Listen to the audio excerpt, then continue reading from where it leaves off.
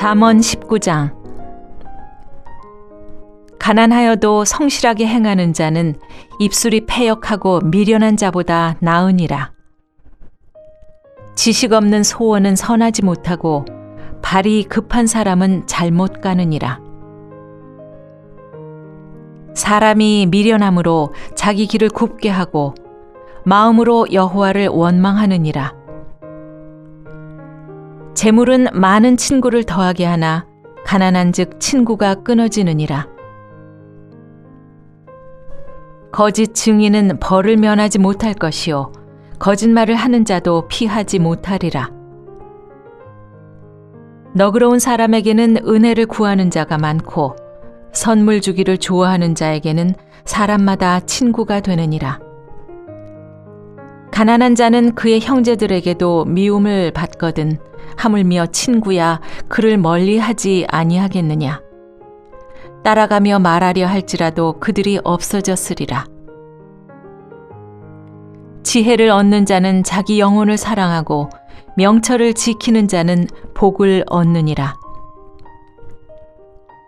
거짓 증인은 벌을 면하지 못할 것이요 거짓말을 뱉는 자는 망할 것이니라. 미련한 자가 사치하는 것이 적당하지 못하거든 하물며 종이 방백을 다스림이랴. 노하기를 더디하는 것이 사람의 슬기요 허물을 용서하는 것이 자기의 영광이니라. 왕의 노함은 사자의 부르짖음 같고 그의 은택은 풀위의 이슬 같으니라. 미련한 아들은 그 아비의 재앙이요 다투는 아내는 이어 떨어지는 물방울이니라. 집과 재물은 조상에게서 상속하거니와 슬기로운 아내는 여호와께로서 말미암느니라. 게으름이 사람으로 깊이 잠들게 하나니 태만한 사람은 줄일 것이니라. 계명을 지키는 자는 자기의 영혼을 지키거니와 자기의 행실을 삼가지 아니하는 자는 죽으리라. 가난한 자를 불쌍히 여기는 것은 여호와께 꾸어드리는 것이니 그의 선행을 그에게 갚아주시리라. 네가 네 아들에게 희망이 있은즉 그를 징계하되 죽일 마음은 두지 말지니라. 노하기를 맹렬히 하는 자는 벌을 받을 것이라. 네가 그를 건져주면 다시 그런 일이 생기리라. 너는 권고를 들으며 훈계를 받으라. 그리하면 네가 필경은 지혜롭게 되리라. 사람의 마음에는 많은 계획이 있어도 오직 여호와의 뜻만이 완전히 서리라. 사람은 자기의 인자함으로 남에게 사모함을 받느니라. 가난한 자는 거짓말하는 자보다 나으니라. 여호와를 경외하는 것은 사람으로 생명에 이르게 하는 것이라. 경외하는 자는 족하게 지내고 재앙을 당하지 아니하느니라. 게으른 자는 자기의 손을 그릇에 넣고서도 입으로 올리기를 괴로워하느니라. 거만한 자를 때리라. 그리하면 어리석은 자도 지혜를 얻으리라. 명철한 자를 견책하라. 그리하면 그가 지식을 얻으리라. 아비를 구박하고 어미를 쫓아내는 자는 부끄러움을 끼치며 능욕을 부르는 자식이니라. 내 아들아, 지식의 말씀에서 떠나게 하는 교훈을 듣지 말지니라. 망령된 증인은 정의를 업신여기고 악인의 입은 죄악을 삼키느니라. 심판은 거만한 자를 위하여 예비된 것이요 채찍은 어리석은 자의 등을 위하여 예비된 것이니라.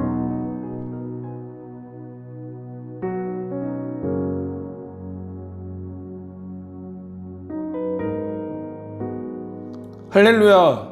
오늘 하루도 하나님의 은혜 가운데 기쁨으로 오늘 하루를 살아가시는 우리의 삶이 되시기를 주님의 이름으로 간절히 소원합니다. 하나님께서 우리를 이 땅 가운데 하나님의 자녀로 구원받은 하나님의 백성으로 세우신 목적이 무엇일까요? 이사야 43장 1절 말씀에는 이렇게 말씀하고 있습니다. 이 백성은 내가 나를 위하여 지었나니 나를 찬송하게 하려 함이라 라고 말씀하고 있습니다. 우리를 지으신 목적은 하나님께서 찬송받으시기 위해서입니다. 그런데 이뿐 아니라 더 나아가 우리 구원받은 백성을 통해서 다른 영혼을 구원하는 일에 앞장서므로 더 많은 영혼들이 하나님 앞에 나와 하나님의 이름을 높여드릴 수 있도록 하기 위한 역할을 감당하게 하기 위해서 우리를 이 땅 가운데 보내주셨고요. 또한 하나님의 자녀로, 또한 하나님의 백성으로 우리를 삼아 주신 것입니다. 그렇다면 우리 삶의 방향성은 어떤 방향성을 가지고 우리가 살아가야 할까요? 단순히 나의 만족과 유익을 위함이 아닌 어떻게 하면 나를 통해 하나님이 증거되며 더 많은 영혼들이 하나님 앞에 나올까를 우리가 생각하고 고민하면서 사는 삶이 되어야 하지 않겠습니까?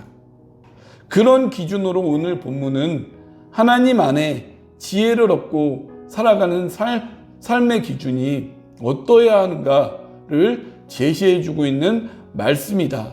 우리 가운데 또한 교훈해주고 있는 말씀이다 라고 할 수 있습니다. 먼저 우리가 1절 말씀을 보면 가난하여도 성실하게 행하는 자는 입술이 패역하고 미련한 자보다 나으니라 라고 말씀하고 있습니다. 여기서 성실히 행한다라고 하는 이 말은 그 완전함, 정직함, 성실함을 의미하는 이 말인데요. 거짓 없이 하나님 앞에 정직함으로 말씀대로 순종하는 삶을 뜻하는 것으로 볼 수 있습니다. 즉 물질적으로 풍족하지는 못한 상태일지라도 하나님의 말씀대로 순종하면서 정직하게 살아가는 자의 삶이 입술의 거짓과 위선 가운데 미련하게 살아가는 자보다 더 나은 삶임을 강조하고 있는 것입니다. 세상의 부한자들과 세상의 높은 위치에 있는 자들을 부러워하고 두려워하는 삶이 아닌 우리 삶이 하나님 앞에 날마다 마음을 정직하고 바르게 하며 말씀에 순종하는 삶이 될 때에 하나님께서 더 기뻐하시는 삶이 되고 또한 하나님께서 그 인생을 책임져 주신다는 것을 우리가 기억하며 나아가는 우리의 인생이 되어야 할 것입니다. 2절 말씀에는 이렇게 말씀하고 있습니다. 지식이 없는 소원은 선하지 못하고 발이 급한 사람은 잘못 가느니라 라고 말씀하고 있습니다.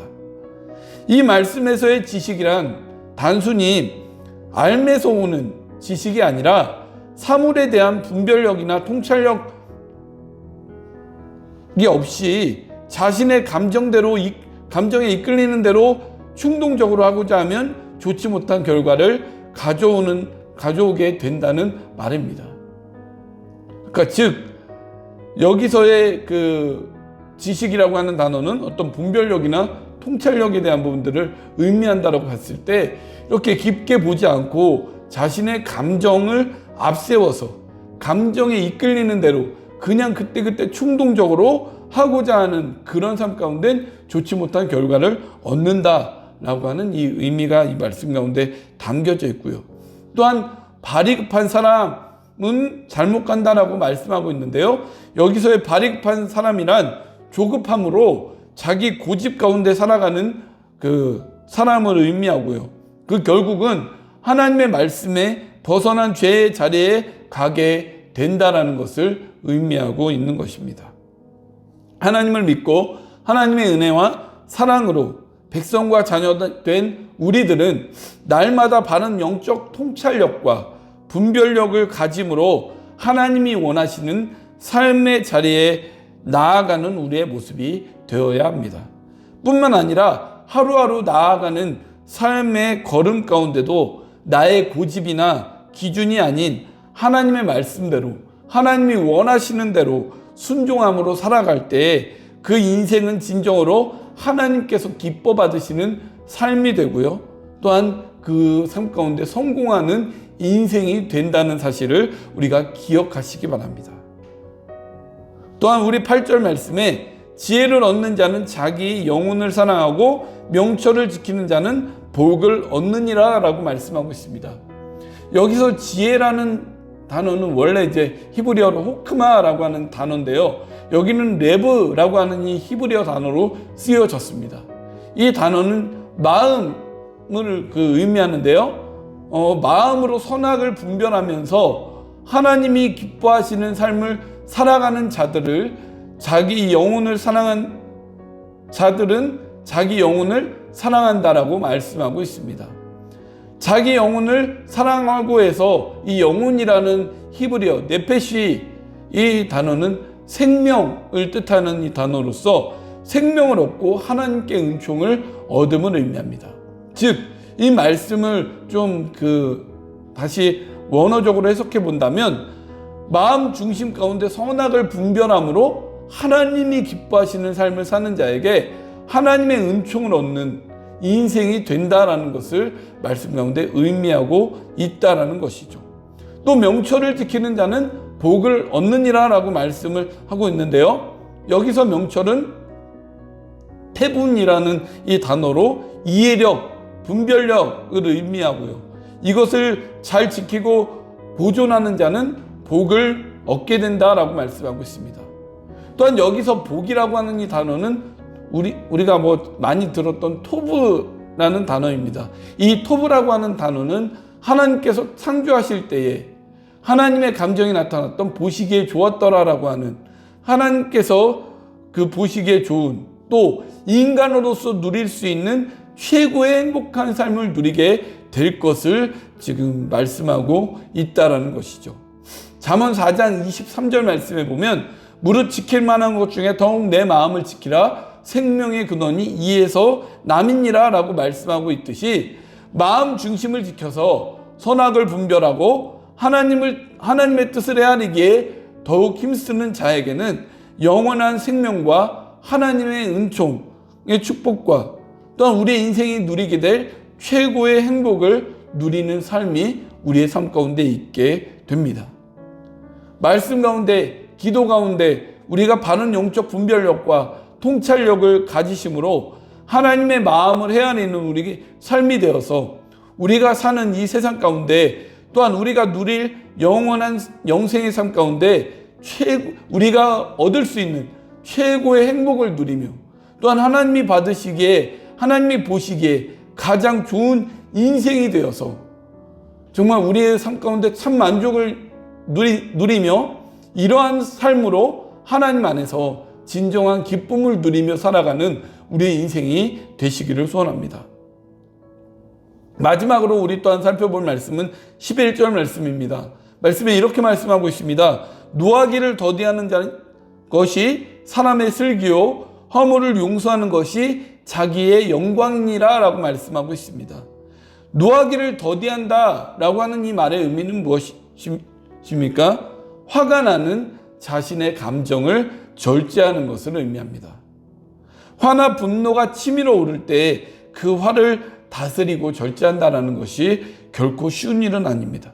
그런데 노하기를 더디하는 것이 사람의 슬기다라고 또 우리가 말씀을 하고 있는데요. 이 슬기요라고 하는 이 말에 해당하는 단어는 세켈이라고 하는 이 단어로서 신중하다, 숙고하다라고 하는 의미를 지닌 동사 사칼에서 유래한 명사입니다.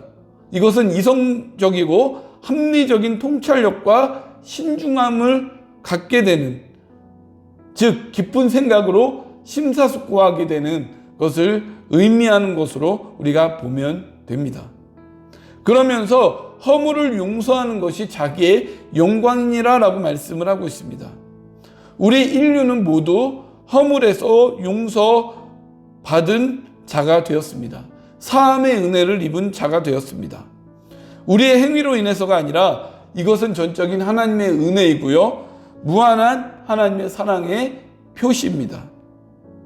용서는 자신에게 죄를 저지르거나 잘못한 사람에게 하는 것인데요, 허물을 용서받은 우리는 얼마나 용서하며 살아가고 계십니까? 그런데 이렇게 용서하는 자는 자기의 영광을 얻는다라는 이 말씀을 하고 있는데요. 여기서 영광이라고 하는 이러한 단어는 티프아라라는 이 단어로서 이 단어는 아름다운 장식을 의미합니다. 그래서 결국에는 이것이 용서하는 자가 갖게 될 명성과 영예와 찬사가 오게 된다라는 것을 가리키고 있는 단어이죠. 즉 우리가 이 말씀을 원어적으로 해석해 보면 심사숙고함 가운데 화를 절제하고 용서하는 자가 마음의 기쁨을 얻어 충만한 생명력을 가지고 살아가는 인생이 될 것이고요. 또한 아울러 이것으로 더 큰 영예와 찬사로 돌아오는 인생이 된다라는 것을 이 말씀에서는 의미하고 있습니다. 위 네 구절의 말씀처럼 우리도 지혜로운 자로 이러한 삶의 모습을 통해서 하나님께는 영광이요 우리에게는 유익과 행복과 기쁨을 누리며 사는 인생의 삶이 이러한 구절의 말씀을 통해 살아가는 우리의 교훈이 되어서 정말 우리가 이 말씀을 통해 하나님 안에서 주시는 이 지혜로 말미암아 우리가 날마다 이 인생 가운데 믿음으로 참된 행복과 참된 기쁨과 참된 만족과 참된 유익을 누리며 살아가는 우리의 인생이 되시기를 주님의 이름으로 간절히 축원을 드립니다.